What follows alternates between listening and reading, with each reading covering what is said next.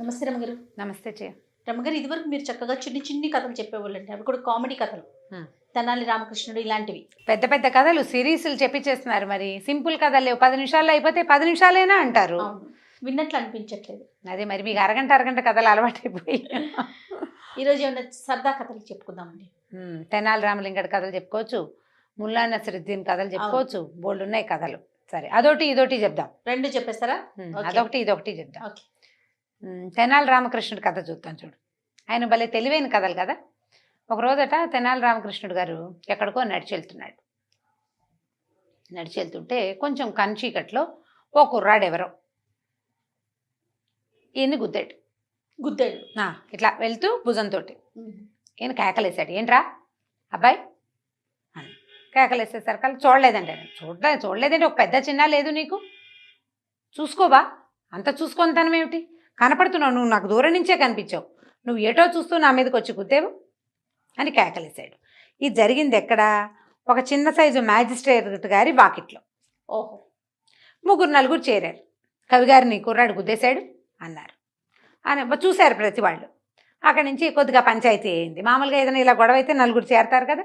ఈ 4 ఏం చేశారు, ఆ మ్యాజిస్ట్రేట్ గారిని రండి బయటికి, ఇక్కడ ఏమైందో చూడండి, తెనాలి రామలింగడి గారిని కుర్రాడు ఎవడో కొట్టేసి వెళ్ళిపోతున్నాడు అని కేకలేసరికల్లా ఆయన బయటకు వచ్చాడు. తీరా చూస్తే ఈ కుర్రాడు ఆయనకి తెలుసు, వాళ్ళు చుట్టాలబ్బాయే.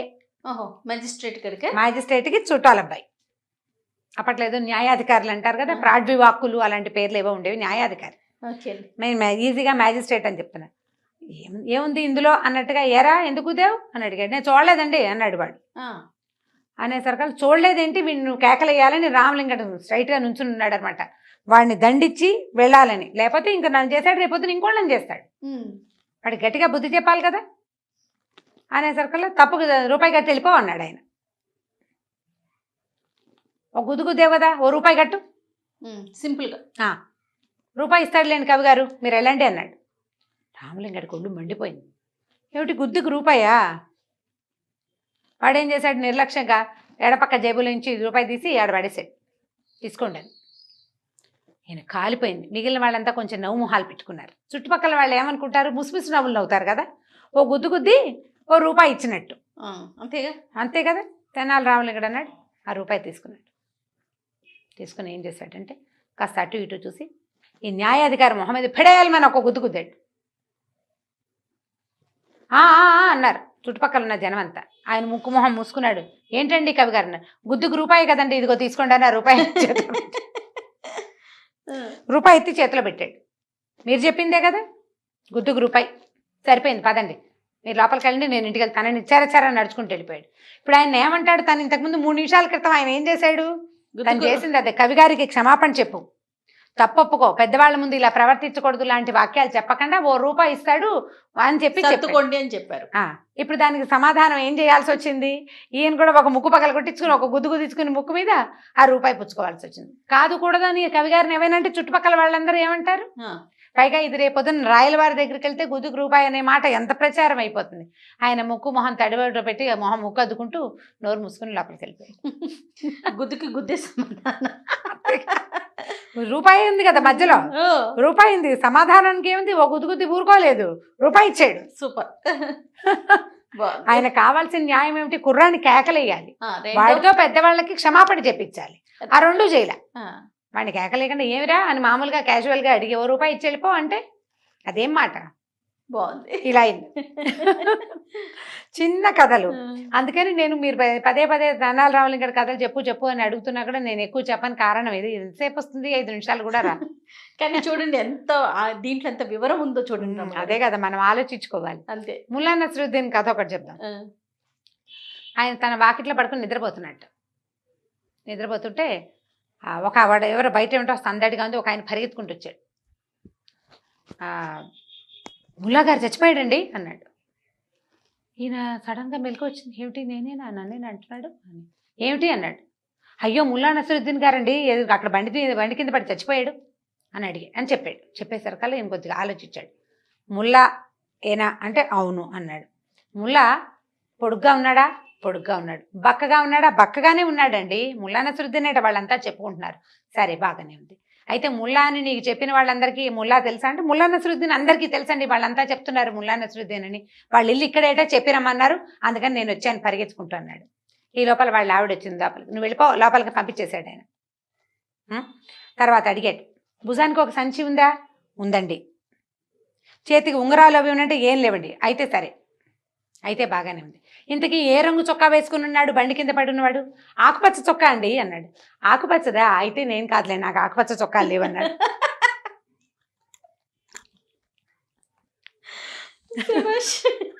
బాగుంది.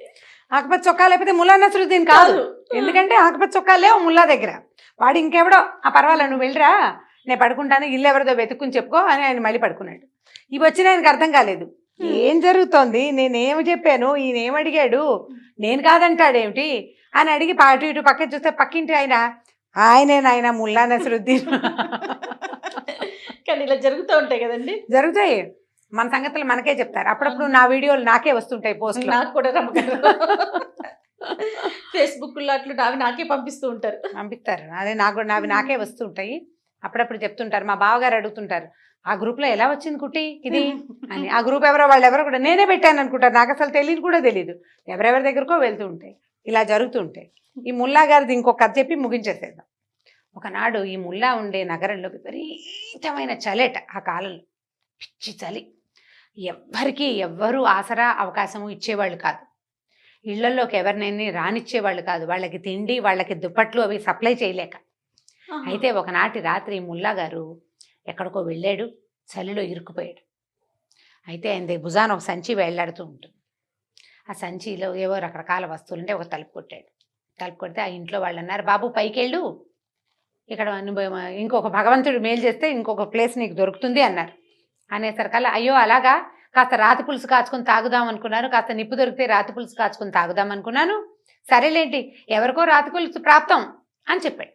చెప్పేసరికల్లా వాళ్ళకి రాతి పులుసా, అదేమిటో పదార్థం చూడాలి అని అనుకొని తలుపు తీశారు. తీస్తే ఆ ఇంట్లో ఒక 6-7 ఉన్నారు మనుషులు. వాళ్ళు ఏదో కొద్దిగా వండు తిన్నారు, ఒక నెగ్గడి లాంటిది వేసుకుని చలికి దాని చుట్టూతా కూర్చుని ఉన్నారు. లోపలికి రానిచ్చారు.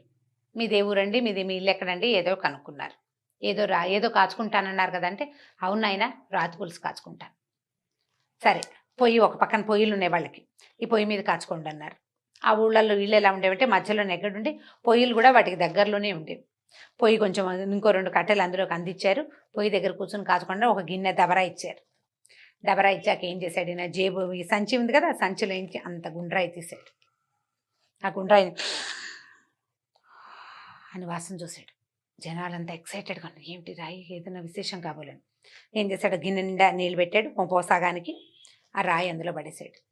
మంట పైకి తోసాడు, మరుగుతుంది నీళ్ళు మెల్లిగా. కామ్గా అందరూ చూస్తున్నారు ఆయన కేసు. ఇంకేమిటంటే విశేషాలు అన్నారు. ఊళ్ళో చాలా చలిగా ఉంది, అక్కడ గొర్రెలు ఉన్నాయి, ఇక్కడ మేకలు ఉన్నాయి, ఆ ఊళ్ళల్లో మేకలు పాలివ్వట్లేదు, ఇలాంటి లోకాభిరామాయణం మాట్లాడుకున్నారు. అని పులుసు కాగుతోంది, ఒక 4 కూర ముక్కలు, కాస్తంత కొత్తిమీర, 2 మిరపకాయలు ఉంటేనే అదిరిపోతుంది పులుసు అన్నాడు. అనగానే వీళ్ళు ఏం చేశారు, వాళ్ళ ఇంట్లో క్యారెట్, బీన్స్, తర్వాత వచ్చిన సొరకాయ ముక్క, ఇంతంత ముక్కలు ఉన్నాయి. ఆ తలా 2 ముక్కలు ఉన్నాయండి, ఇచ్చేయండి బాబు, వేస్తే పులుసు బాగుంటుంది, నాతో పాటు మీరు కూడా తలా చుక్క రుచి చూదురుగాని అన్నాడు. సరే ఏం చేశారు, అన్ని తలా ఇన్ని ముక్కలను ఇంత గిన్నె పెట్టాడుగా, ఆ గిన్నెలో పడేసాడు. ఉడుకుతున్నాయి. తర్వాత మళ్ళీ ఇంకొక 5-10 నిమిషాలు అయిన తర్వాత, దీంట్లో కనుక నేను తేలేపోయాను కానివ్వండి, ఆ మాత్రం మాంసం ముక్క ఒకటి, అక్కడి నుంచి ఒక 4 రెబ్బలు కొత్తిమీర, కరివేపాకు లాంటివి పడితే భలే అమోఘంగా ఉంటుందండి అన్నాడు. అది మరీ బాగుంది. సరే ఏం చేశారు, వాళ్ళ దగ్గర మాంసాలు అవి ఉంటాయి, నిలవ పెట్టుకుంటారు. ఇంత మాంసం ముక్క పట్టుకొచ్చారు, కొత్తిమీర కరివేపాకు రెబ్బలు తెచ్చిచ్చారు, అవి కూడా అందులో పడేశాడు. పడేస్తే కూర ముక్కలు, కొత్తిమీర, అవి మాంసము ఉడుకుతున్న వాసన వస్తుంది. ఆ కూర్చున్న మామల్లో ఒక ఆవిడంది, మీకు మీ ఊళ్ళల్లో అలవాట్లేదేమో కానివ్వండి, మేము వీటిలలో ధనియాలు అవన్నీ దంచుకుని వేసుకుంటామండి, ఆ పొళ్ళు ఉంటాయి, మేము పులుసుల్లో అవే వాడతామంటే, ఉంటే తెప్పించండి పిన్ని గారు, ఏముంది వేసి చూద్దాం మీ పులుసు మీ స్టైలు అన్నాడు. ఆవిడ పులుసు పొడి తెప్పించింది, అది కూడా అందులో పడేశారు. ఇంకొక పక్కింటి వాళ్ళ దూరపు చుట్టం ఒక ఆవిడ వీళ్ళింట్లో ఉంటుంది, మేమైతే వెల్లుల్లిపాయలు కూడా వేసుకుంటామంది. పారేయండి అవి కూడా 2, ఏం పోయింది, అడుంటాయి, అవి కూడా ఓ పక్కన ఓ 2 వెల్లుల్లి గడ్డలు కూడా చితకొట్టి ఆ పులుసులో వేశారు. మొత్తానికి మరిగింది, ఇల్లంతా ఘుమలాడిపోతోంది. ఎంత వాసన వచ్చేస్తుందో. అయిపోయింది, రెడీ అన్నాడు. రెడీ అనగానే ఒట్టి పులుసుతోటి ఏం తింటాడు పాపం అని చెప్పి వాళ్ళు రొట్టె ముక్క ఒకటి పట్టుకొచ్చి ఇచ్చారు ఆయనకి. మరి ఇంత గిన్నెడు పులుసు కాచాడా, తాము కూడా తలా 2 రొట్టెలు తెచ్చుకున్నారు. ఈయనకు 4 రొట్టెలు అంతంత రొట్టెలు ఇచ్చారు. ఈ పులుసుని తలా ఒక కప్పులో పోసుకున్నారు. శుభ్రంగా ఆయనకి రొట్టెలు మాత్రం 4 అందించారు. నలుచుకుని తినేశారు. బాగుంది వాసన అనుకుంటూ సంతోషించారు. తెల్లారిదాకా అక్కడ పడుకుని ఆ దబరాలో అడుగునున్న తన గుండ్రాయిని సంచులు వేసుకుని ముల్లాగారు బయటికి వెళ్ళిపోయాడు. జనాలంతా రాతి పులుసు ఎంత వెరైటీగా ఉంది అని చాలా సంతోషించారు. ఆయన వెళ్ళిపోయాక మర్నాడు పొద్దున వీళ్ళంతా కూర్చుని ఆలోచించి ఆయన చేసిందేమిటి, మనం చేసింది, మనం ఇచ్చిందేమిటి, ఏమిచ్చాం, మనం తిన్న పదార్థంలో ఏముంది, రాయి వల్ల ఏమొచ్చింది అనేది ఆలోచించుకున్నాక వాళ్ళకి బాగా అర్థమైంది.